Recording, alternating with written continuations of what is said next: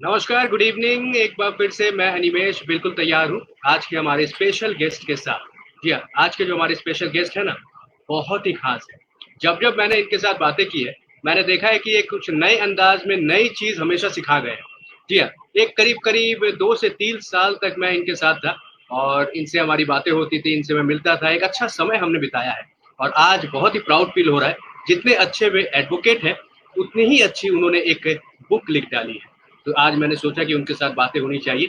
हमारे साथ इस वक्त है none other than advocate Dhananjay Modgalya. उनके साथ हमारी बातें होने वाली है उनके नए बुक पेटेंट के बारे में, एन एसेट टू बिजनेस। क्या है ये बुक, क्या क्या चीजें हम जान पाएंगे, जो बिजनेस रिलेटेड लोग हैं उनको इस बुक से क्या क्या मदद मिलेगी, ये सब कुछ आज हम धनंजय से जानेंगे। धनंजय, आपका बहुत बहुत स्वागत है एक बार फिर से। जब जब आपके साथ बातें होती है काफी अच्छा लगता है। कैसे हैं आप?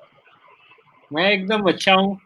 थैंक यू और अनिमेश। आपको आप जी, बिल्कुल मैं आपको बधाई देना चाहूंगा। आपके नए बुक के बारे में हम सबको पता चला है और ये बुक काफी अच्छी है। पेटेंट कुछ कहना चाहेंगे? एक अच्छे एडवोकेट तो आप रहे हैं, जो मैं आपके साथ रहकर मैंने काफी कुछ सीखा है, और अब मैं देख रहा हूँ कि एक नई बुक किस तरह से ये मदद करेगी सोसाइटी को। तो पेटेंट जो है वो अगर आप कुछ भी नया इजाद करते हैं या आविष्कार करते हैं तो उसके ऊपर आपको गवर्नमेंट राइट देती है। जी। और उस राइट के बदले में आपको डिस्क्लोजर देना पड़ता है कि आपने क्या इन्वेंट किया है। हम्म। अब इसमें क्या है कि अगर आपने उसके ऊपर राइट नहीं लिया, पेटेंट आपका नहीं है, तो कोई भी दूसरा बिजनेस पर्सन उसको दिखेगा कि आपका प्रोडक्ट अच्छा जा रहा है मार्केट में, कॉपी करेगा, बेचेगा, और आप उसके ऊपर कुछ नहीं कर सकते। जी। तो उसको रोकने के लिए ये पेटेंट राइट मिलता है। और इसी को लेके हमारे समाज में काफी लोगों को समझ में नहीं आता कि क्या है क्या नहीं है। जब हम आविष्कार शब्द की बात करते हैं तो उनको लगता है ये बहुत कुछ भारी चीज है। जी। जबकि आप अगर कुछ छोटा छोटा अगर इजाद कर रहे हैं, कुछ भी नया है जहां पे आपने अपना कुछ इनोवेटिव माइंड लगाया है, आपके दिमाग की कुछ खुराफात उसमें लगी है और आपने कुछ नया क्रिएट कर दिया है, तो जी। उसको आप पेटेंट करा सकते हैं। और इसी के बारे में इस किताब में लिखा गया है।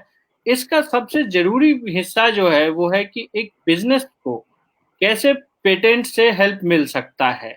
एक बिजनेस कैसे पेटेंट को अपने एक एसेट के रूप में देख सकता है जी। और उसको कैसे यूज करेगा, दूसरों को कैसे रोक सकता है, उनके पास क्या क्या अधिकार मिलते हैं इस पेटेंट के थ्रू। तो इन सब बातों का विवरण इस किताब में दिया गया है। बिल्कुल बिल्कुल। और जहाँ तक मुझे खबर मिली है कि फर्स्ट 50 कॉपीज जो है वो, जो लोग आपके साथ जुड़ेंगे, आपसे लिंक जो है वो शेयर करेंगे, उनको मिलने वाली है। इसके बारे में कुछ बताना चाहेंगे? मैं तो 50 में से एक बनने वाला हूँ और बन चुका हूँ। हाँ, तो जो पहले 50 लोग होंगे उनको हम फ्री में कॉपी दे रहे हैं, वो क्या अमेजन पे जाके वहां से फ्री में कॉपी डाउनलोड कर सकते हैं। जी, क्या ठीक बात है, है। तो धनंजय, मैं अब कुछ और उसको चीजें मैं आपसे आपके बारे में जानना चाहूंगा, उसके बाद फिर से इस बुक को लेकर हम बातें करेंगे। धनंजय, आपके साथ मैंने एक वक्त बिताया है, एक बहुत ही अच्छा और यादगार वक्त बिताया है, जो मुझे जिंदगी भर याद रहेगा।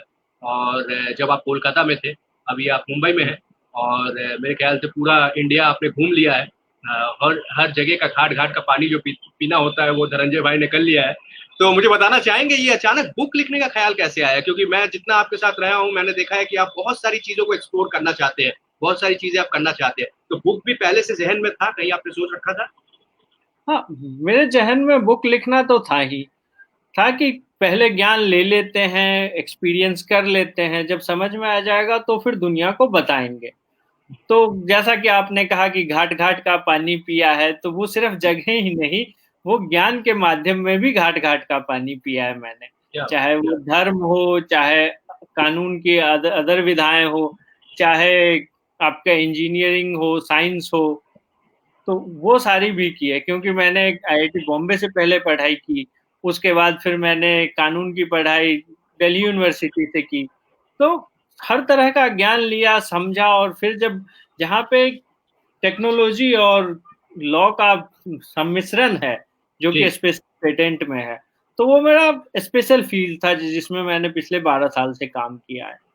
तो मैंने सोचा कि दुनिया को पेटेंट के बारे में बहुत कुछ नहीं पता है और बहुत सारी भ्रांतियां फैली हुई है। तो कुछ लिखा जाए, कुछ किया जाए, कुछ बताया जाए। हो सकता है कि भविष्य में मैं अन्य विधाओं पे भी, अन्य सब्जेक्ट्स पे भी मैं किताबें बिल्कुल लिखूं। बिल्कुल। बिल्कुल हम चाहेंगे कि और भी आपकी बुक जो है वो रिलीज हो, लॉन्च हो। तो ये अगर बुक आपके पास है, अगर पेटेंट अगर आपके नजदीक है, तो आप दर्शकों को अगर दिखाएं ये बुक, अगर पॉसिबल हो पाए, अभी दिखा पाएंगे? अभी मेरे पास नहीं है, जी, लॉकडाउन की वजह से हार्ड कॉपी आ नहीं पाई है। सॉफ्ट कॉपी अभी है जो अवेलेबल हो रही है। ओके, तो मुझे एक बात बताइए धनंजय, इस बुक से किस किस तरह से कोई एक पन्ना, कोई एक पेज जो हमारे साथ आप शेयर करना चाहेंगे हमारे व्यूवर्स के लिए, कि कैसे उनको मदद मिलेगी? छोटी अगर चीजें अगर हमारे साथ शेयर कर दें आप, कि उन्हें क्या क्या करना चाहिए, पेटेंट बुक से कैसे हेल्प मिलेगी?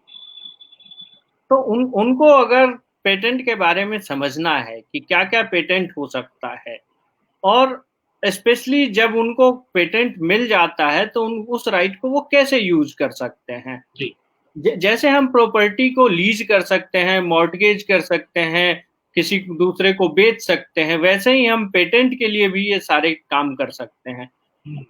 अभी इंडिया में पेटेंट ग्रांट का स्तर बढ़ा है, जी, लेकिन अगर यूएस में देखा जाए, यूरोप में देखा जाए, तो वहां पे पेटेंट अगर किसी बिजनेस के पास है तो वो उसके नाम पे मॉर्टगेज करके बैंक से भी लोन ले लेती है, दूसरे ओके, फाइनेंशियल इंस्टीट्यूशन से भी लोन ले लेती है।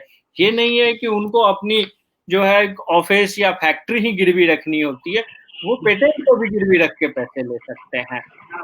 ये अगर ये किसी ये मुझे हाँ, भी ये मुझे भी पता नहीं थी, तो एक बात हमें जानने को मिली है। तो धनंजय मुझे बताइए, इस बुक को रेडी करने में, तैयार करने में कितने दिन की प्लानिंग थी ये जो आपने की, उसके बाद बुक जो है वो तैयार हुई है? तो हमारे आपके दर्शकों के लिए, हमारे दर्शकों के लिए बताना चाहेंगे? इस बुक को प्लान करने में पिछले 6 महीने से मैंने इस पे काम किया है। जी, वैसे कहा जाए तो मेरा 12 साल का एक्सपीरियंस सब कुछ एक्सपीरियंस। इसमें है, लेकिन पिछले 6 महीने से इस पे मैंने काफी मेहनत की, और आखिरी में फिर भी मुझे लग रहा था कि ये इसमें और समय लग सकता है। तो मुझे ऐसे कुछ लोग मिले जिन्होंने मुझे मदद की कि कैसे फटाफट, अगर आपके पास कंटेंट ऑलमोस्ट रेडी है तो उसको कैसे आप बुक के फॉर्मेट में डालोगे, बनाओगे, और उसको आप अमेजन पे पब्लिश कर सकते हो।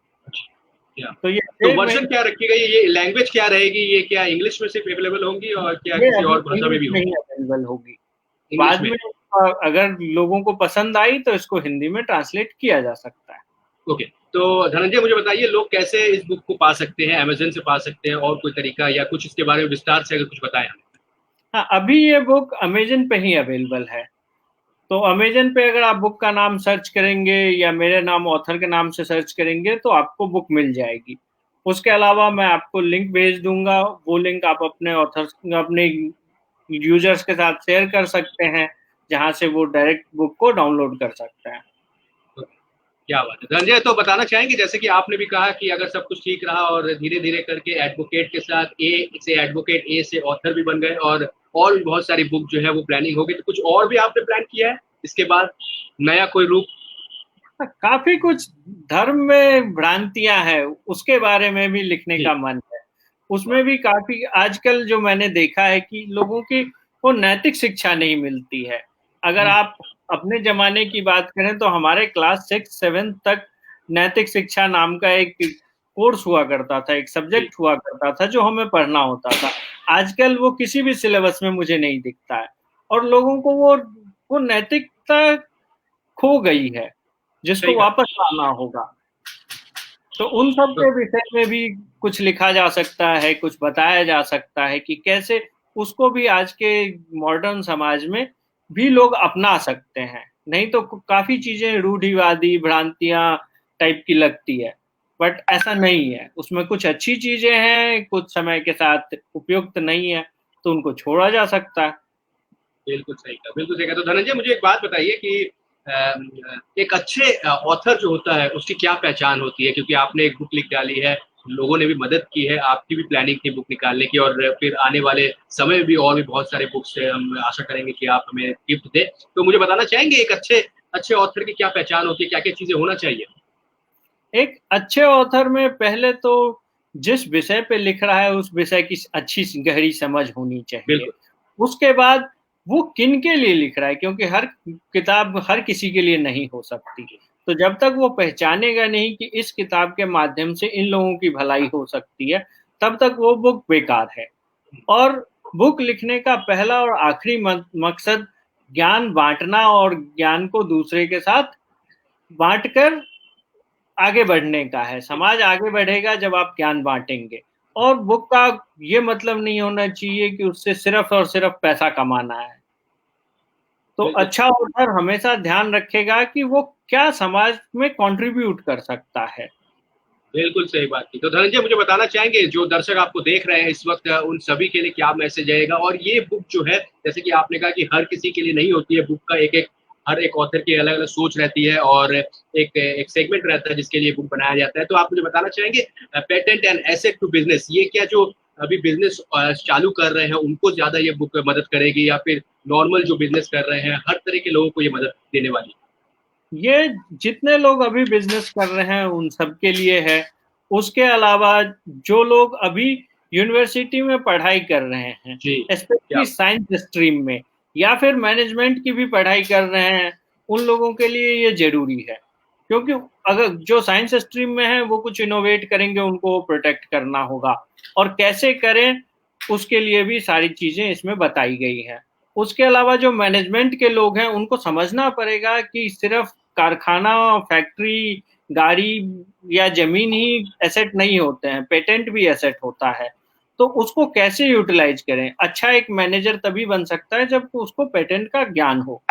तो ये एक तरीके से जो मैनेजमेंट के क्षेत्र में है, जो एजुकेशन में साइंस स्ट्रीम में पढ़ाई कर रहे हैं, चाहे यूनिवर्सिटी में हो, कॉलेज में हो, उसके अलावा जो बिजनेसमैन है, एग्जिस्टिंग है, उनको भी कोई नया प्रोडक्ट लाना है तो उनको देखना पड़ेगा कि किसी और का पेटेंट है तो फंस सकते हैं। जी। तो जो एग्जिस्टिंग बिजनेसमैन है उनके लिए भी है, और जो नया बिजनेस कर रहे हैं कुछ इनोवेट करके करें तो पेटेंट करवाएं, अगर किसी और का पेटेंट है तो उससे लाइसेंस करके करें। तो ये इन सारे लोगों के लिए काफी लाभदायक होगा। क्या बात है, क्या बात है। जाते जाते जो लोग आपको इस वक्त देख रहे हैं उन सभी के लिए क्या मैसेज रहेगा? अपने व्यूवर्स के लिए, जो जो देखने वाले हैं, इस बुक को पढ़ने वाले हैं, उनके लिए कोई मैसेज रहेगा धनंजय की तरफ से? हाँ, तो अगर आपको सिर्फ प्रॉपर्टी में जो दिखता है वही प्रॉपर्टी लगती है तो ये नहीं समझना है। जो इंटेलेक्चुअल प्रॉपर्टी है, जो आपकी बौद्धिक संपदा है, उसको भी समझिए और उसका उपयोग कीजिए। उसी से देश भी आगे बढ़ेगा, प्रगति भी होगी, और नए नए आविष्कारों से देश की काफी भलाई होगी। तो पेटेंट पे ध्यान दीजिए और पेटेंट कराइए। क्या बात है, बिल्कुल दिल जीत लिया धनंजय आपने। जैसे आप थे पहले, जैसे आपके साथ मेरी मुलाकात पहले हुई थी, वैसे ही आप हैं और वैसे ही रहिए, और इसी तरह से हम सबको नई नई चीजें का ज्ञान बांटते रहिए। Thank you so much Dhananjay हमारे साथ बातें करने के लिए। आपके नए बुक पेटेंट के लिए आपको बहुत बहुत बधाई। All the best. और भी बहुत सारी बुक आएंगी, उनको लेकर भी हम ढेर सारी बातें करेंगे। Thank you so much Dhananjay.